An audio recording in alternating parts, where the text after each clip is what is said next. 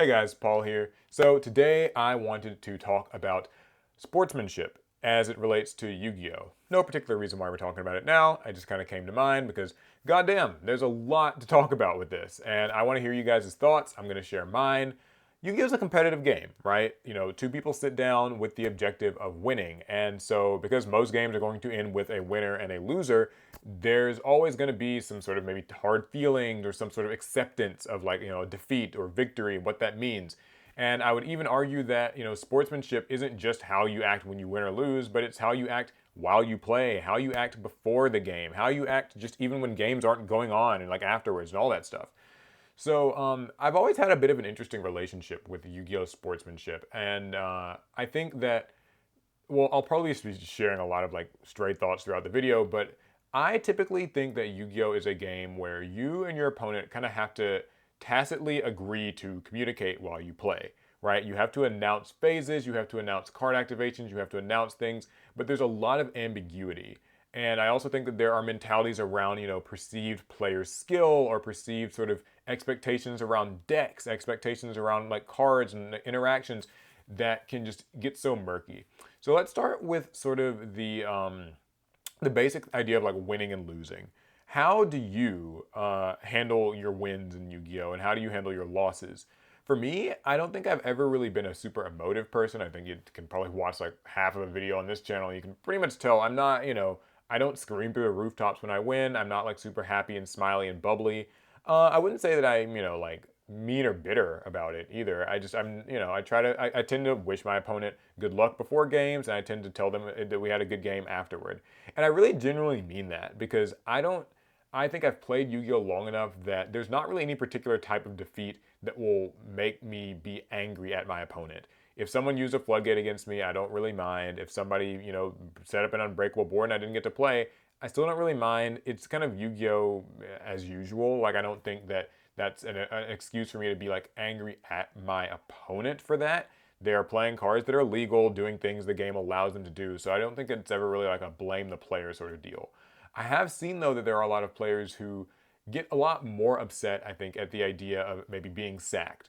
And I will be the first to admit that Yu-Gi-Oh can feel that way. Now, I just said, I don't mind like losing like that, or even if I'm upset, I don't try to like let it show. But I see why somebody might be mad if they got Dimension Shifter 2 or 3 games in a row, or if they got Floodgates flipped on them a couple of games in a row. But I just never think that it's something that you should take out on your opponent. It's totally fine to be like upset about Yu-Gi-Oh, but I don't think that it's something where like the person should be held accountable for playing the cards like that they put in their deck. And I think even when I lose, I have always kind of taken a personal mentality, a personal approach of like diffusing the tension. I notice that typically, whether I win or lose a match, someone always feels a little bit like, maybe awkward or silent or just there's some tension. And so I've started telling people, at least when I'm in a tournament setting, if I lose, I usually tell them, good luck in your next round, avenge me, right? Because hey, if I just lost to you, then that means that you need to at least try to go on and do your best in the next round. So A, it makes me feel good. I guess I lost to someone who did well, and B, I think it kind of reassures them that like, hey, I'm not tight, right? Like it's okay. There are no hard feelings. It's not like that. So I think that's something that's kind of important, a really big takeaway. But also, in game, how a person sort of carries themselves is a really big deal too. Um, it's a tricky one because Yu-Gi-Oh, there's obviously like a bit of a social contract, right? You have to make, your declare phases, declare activations, things like that. But I do think that sometimes players will get so focused in on doing just that they can come across as a little bit rude. I used to think that it was like really rude when people would like maybe activate a card and somebody would just respond with okay, like in this very like kind of tense defensive way. And I used to think like, oh wow, it's kind of rude. I still sometimes think that, but then I was talking to Chris recently, and he was saying how he gets like that when he plays, but it isn't like to be mean to his opponent, or at least he doesn't feel like it's that way. It's because he was saying how Yu-Gi-Oh makes him just feel tense and uptight.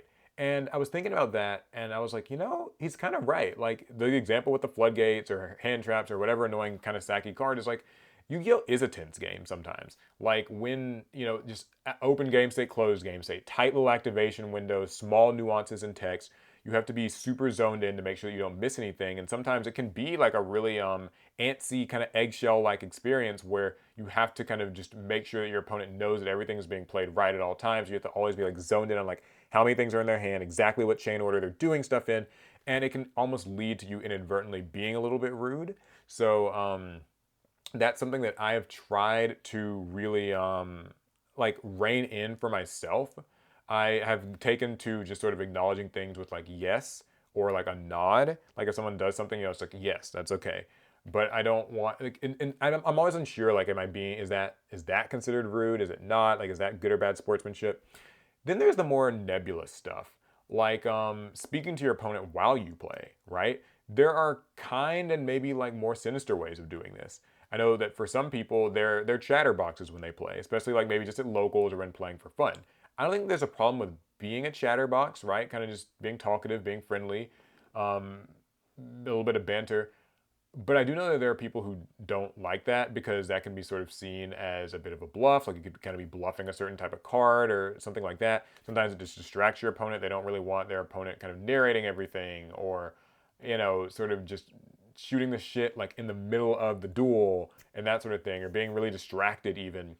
Um, and something that kind of comes up a lot to me too is the people who maybe are like, if you loudly proclaim that you have a bad hand, right? Like, oh my God, my hand sucks, right?